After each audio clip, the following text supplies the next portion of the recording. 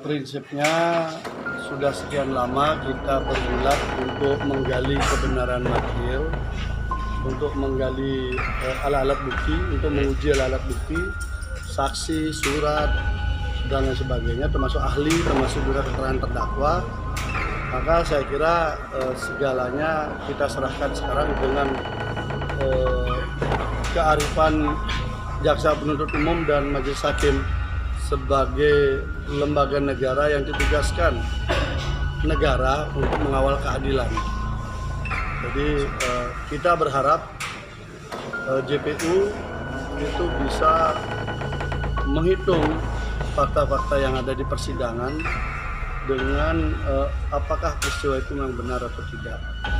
Jadi kita berharap sangat besar kepada JPU untuk bisa menjadi lembaga yang memang betul-betul bergerak untuk bersama-sama menegakkan keadilan.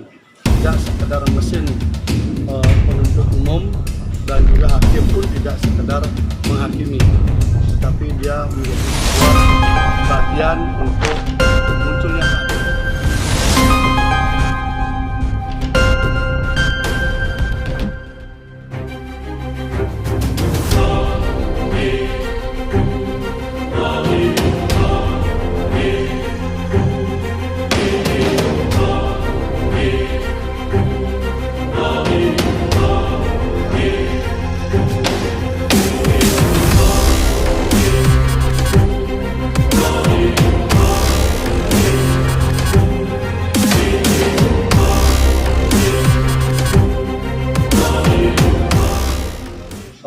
Prinsipnya sudah sekian lama kita bergulat untuk menggali kebenaran material, untuk menggali alat-alat bukti, untuk menguji alat-alat bukti, saksi, surat, dan lain sebagainya, termasuk ahli, termasuk juga keterangan terdakwa. Maka saya kira segalanya kita serahkan sekarang dengan kearifan jaksa penuntut umum dan majelis hakim sebagai lembaga negara yang ditugaskan negara untuk mengawal keadilan. Jadi kita berharap JPU itu bisa menghitung fakta-fakta yang ada di persidangan dengan apakah peristiwa itu memang benar atau tidak. Jadi kita berharap sangat besar kepada JPU untuk bisa menjadi lembaga yang memang betul-betul bergerak untuk bersama-sama menegakkan keadilan. Tidak sekedar mesin penuntut umum dan juga hakim pun tidak sekedar menghakimi, tetapi dia menjadi sebuah bagian untuk munculnya keadilan. Jadi saya kira gitu, karena ini sudah proses keterangan terdakwa terakhir kan, sudah selesai semua dan ada fakta yang menarik. Peristiwa yang kedua itu kan muncul dua waktu dari keterangan saksi. Ada yang mengatakan 18 Mei, ada yang mengatakan 20 Mei. Jadi ada saksi yang satu mengatakan bahwa untuk kasus si korban ini 20 Mei. Yang satu mengatakan itu 18 Mei. Ternyata di dua hari angka itu, dua-duanya, itu sudah tadi kita hadirkan bukti bahwa Mas Beki itu justru tidak ke TKP sama sekali. Karena ada kegiatan persiapan jelajah desa. Bukti-bukti rapatnya ada, persiapannya ada, dan sebagainya. Jadi artinya secara alibi tidak mungkin ada sebuah peristiwa di sebuah TKP di mana yang orang yang dituduh sebagai pelaku tidak ada di sana, tapi justru dia hadir di tempat yang lain. Ini untuk peristiwa kedua. Jadi menjadi linier dengan keterangan saksi yang lain yang disebut melihat WA ancaman, yang kemudian disebut menggonceng sepeda motor, atau yang menyiapkan termos bersih minuman air panas. Itu linier karena mereka mengatakan semua tidak pernah ada peristiwa itu. Ternyata tadi sudah muncul alibi di mana di waktu yang sama yang disebutkan salah satu saja, ini tidak dua-duanya. Dua waktu itu berada di tempat lain, bukan di TKP. Dengan ada bukti foto, kebetulan ada orang nge-share kegiatan itu, beliau ada di situ memimpin rapat. Jadi persiapannya jelajah desa dan lanjut kemudian persiapan berangkat jelajah desa. Dan itu semua berangkat dari pondok, bukan dari TKP. Bang, terkait masalah keterangan dari saksi yang sebelumnya dibantah dan dibenarkan, itu apa aja yang dibenarkan, Bang? Saksi yang dibenarkan adalah ada proses pengenalan, interview, tetapi lokasinya salah. Lokasi itu di teras, itu sama semua. Tidak ada spesial hanya korban dibuatkan tempat tersendiri, gitu nggak ada. Sama semua dan itu linear dengan saksi-saksi yang lain yang mengatakan ada di situ.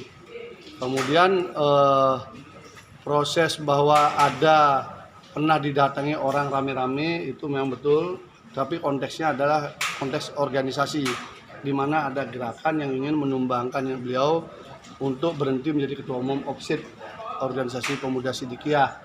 Dan beliau sebenarnya menyampaikan tidak masalah saya perlu diganti, yang penting itu atas perintah Pak Kiai, karena yang menunjuk beliau adalah Pak Kiai gitu loh.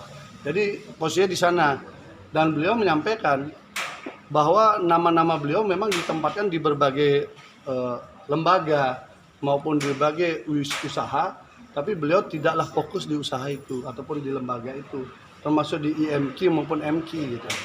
Karena beliau juga mengatakan linear dengan saksi sebelumnya, beliau memang pernah disuruh dimintai untuk mengajar itu mengisi ruang kosong tahun 2012. Tahun 2013 sampai sekarang itu tidak pernah mengajar. Jadi tidak pernah menjadi guru. Dan itu linear juga, walaupun saksi korban mengaku bahwa dia gurunya, tetapi di sidang juga mengaku tidak pernah diajar oleh korban. Hanya tidak ada relasi hubungan guru dengan murid juga di sana gitu. Bang, tadi JPU juga menyatakan kalau Mas Beki ini sendiri pernah diakui berpacaran dengan salah satu saksi, dan juga ada laporan yang pernah dicabut. Itu seperti apa, Bang? Bukan. Jadi mengakui pacaran betul. Kemudian bahwa pernah ada kasus, ya. Kasus itu kemudian selesai dengan kesepakatan, itu tidak betul. Kenapa? Karena kesepakatan mereka itu berada kalau nggak salah di 2018. Selisih setahun itu baru kasusnya itu berhenti dengan pertimbangan dari penyidik adalah tidak cukup bukti. Nah, kenapa tidak cukup bukti? Pertama, karena mereka hubungannya hubungan pacaran. Kedua, 2018 ya, artinya dari laporan ya, dia pacaran. Tetapi juga pacaran pun tidak sampai berhubungan sangat jauh. Tetapi sangat kuat potensinya yang bersangkutan adalah orang yang kecewa karena tidak berlanjut proses setelah pacarannya gitu loh. Jadi itu posisi yang ada dari peristiwa itu. Dan itu tidak ada dalam dakwaan sebenarnya. Itu hanya bumbu-bumbu saja. Karena di dalam dakwaan JPU kan tidak disebutkan itu. Karena tugas kita di pengadilan ini kan menggali dakwaan sebenarnya. Dakwaannya itu benar atau tidak. Ada 2 peristiwa, ada beberapa nama yang disebutkan kan begitu. Jadi kita lihat 2 dakwaan itu. Yang kalau yang disebut mantan pacar itu kan sudah bukan terkait dakwaan. Itu kan kalau abang punya pacar besok-besok dilaporin polisi dibilang perkosa gimana? Bang, sudah pacaran. Bang, itu kan tadi di luar dakwaan. Apa nggak ada keberatan dari JPU untuk menanyakan keberatan dari kuasa hukum terhadap JPU? Aturan main yang dibangun oleh hakim itu masing-masing pihak diberikan waktu sebebas-bebasnya bertanya apa saja, tidak boleh disela. Sehingga kami berikan saja. Toh juga nggak ada maknanya. Kenapa nggak ada maknanya? Karena nggak ada dalam dakwaan. Toh juga kemudian laporan itu sudah SP3. Kalau kasus sudah di SP3 dan bukan delik aduan, ini ya, tidak ada istilah perdamaian itu menyebabkan kasus itu berhenti. Karena itu bukan delik aduan, itu delik umum. Delik yang harus diukur dengan alat bukti, terbukti atau tidak. Sehingga ketika itu dianggap tidak cukup bukti oleh penyidik, maka kasusnya dihentikan setahun kemudian. Jadi yang menghentikan itu bukannya terdakwa, bukan juga pelapor. Jadi yang menghentikan itu adalah penyidik. Itu. Sehingga tidak ada korelasinya. Justru yang muncul adalah beliau menjelaskan tentang perbedaan. Ini kan sering cara pandangnya berbeda. Baik JPU maupun hakim dan kita pun menganggap sistem pendidikan di Ponpes itu sama persis dengan apa yang ada di formil yang lain. TK, SD, SMP, SMA, kemudian kuliah gitu kan. Pemahaman kuliah di sini ternyata bukan kuliah kayak di perguruan tinggi itu, tidak. Itu puncak pelajaran thoriqohnya yang langsung diajarkan oleh Pak Kiai. Sehingga dosennya, gurunya yang mengajarnya itulah Pak Kiai, dibantu oleh beberapa guru yang lain, gitu loh. Jadi tidak ada jadi sarjana apa, sebenarnya tidak ada di situ. Bang, penegasan lagi. Itu di SP3 atau dicabut? SP3. SP3 ya. SP3 bukan dicabut. 2017 itu. Yang dilaporkan pertama. Enggak, pelapornya tuh yang mantan pacar. Ini kan proses ini apa namanya? Pelapornya itu dia melaporkan, kemudian setelah mereka baik kembali, itu polisi tidak menghentikan, tetap melanjutkan. Sekitar setahun kemudian baru kasusnya dihentikan karena tidak cukup bukti. Gitu. Menurut jenengan dalam persidangan ini, dalam dakwaan apa yang istilahnya meringankan untuk pihak klien jenengan? Dakwaan itu kan isinya ada identitas, ada kronologis perbuatan pidananya apa gitu ya. Di sana disiapkan ada dua peristiwa. Karena itu ditambah pasal 65 perbarengan konkursus itu. Nah sekarang dari dua peristiwa itu, dua-duanya tidak mampu dihadirkan secara kualitatif bahwa itu peristiwa benar adanya sampai terakhir. Dari mana? Dari saksi, dari bukti, tidak ada. Misalnya disebutkan pasal 285 pemerkosaan itu misalnya. Kita tadi hadirkan chatnya tuh, kita konfirmasi betul. Masa ada orang habis diperkosa besoknya ngechat saya? Di mana ada rumusnya itu? Kan ada. Nah, justru yang ada jawaban-jawaban terdakwa di sana istilahnya jengkel gitu loh. Dan kita konfirmasi kenapa Anda menjawab dengan rada jengkel gitu loh. Jadi di situ aja kelihatan bahwa motifnya beda. Kalau itu kejadian 2017 dia diperkosa, mestinya langsung lapor. Jangan sampai 2019 baru lapor, baru nggak jadi dikawinin kan gitu. Itu yang problemnya. Masa baru nggak jadi kawin lapor. Itu mantan pacar nggak jadi dikawinin lapor. Bahaya kita jadi laki-laki nanti kan. Jadi korban berarti laki-laki. Iya, laki-laki jadi korban. Kita mikir kalau mau pacaran lama-lama kan. Karena kan dakwaan juga lemah ya atas perkara ini. Bukan hanya lemah, tapi memang dua peristiwanya nggak ada. Bagaimana orang dihukum atas sebuah peristiwa yang dia tidak ikut di dalamnya. Yang terakhir kan tadi saya cerita alibinya. Yang kedua itu udah terang jelas tidak ada peristiwa itu. Karena pelakunya itu tidak ada di situ. Misalnya kayak gini. Sampean dibilang perkosa di Malang.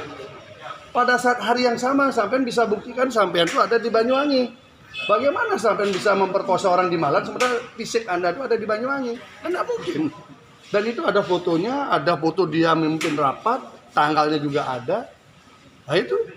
Nah kalau kemudian itu harus dihukum, berarti kan ini bukan pengadilan doh. Ini namanya penghakiman di sini. Satu lagi Pak, terkait Satu aja ya. satu lagi, nama korban yang tidak pernah hadir di JPU di persidangan menurut kacamata Tadi jenengan. muncul lagi, ya ini yang lucu. Tadi muncul hakimnya antusias mengejar nama itu. JPU juga antusias mengejar nama itu. Tapi kami minta untuk hadirkan kok nggak mau ya. Heran juga kita. Jadi tadi di nama itu disebutkan bahwa JPU berkali-kali lagi menyebutkan itu. Aneh aja kita, kenapa nggak mau dihadirkan?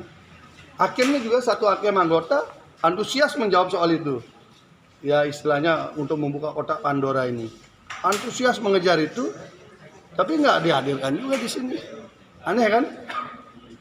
Harusnya dihadirkan kan enak, tidak penasaran lagi kan? Dan kami udah siapkan alat bukti untuk melakukan membuka kotak Pandora itu. Sayangnya nggak kepake kuncinya kan, kotaknya nggak datang.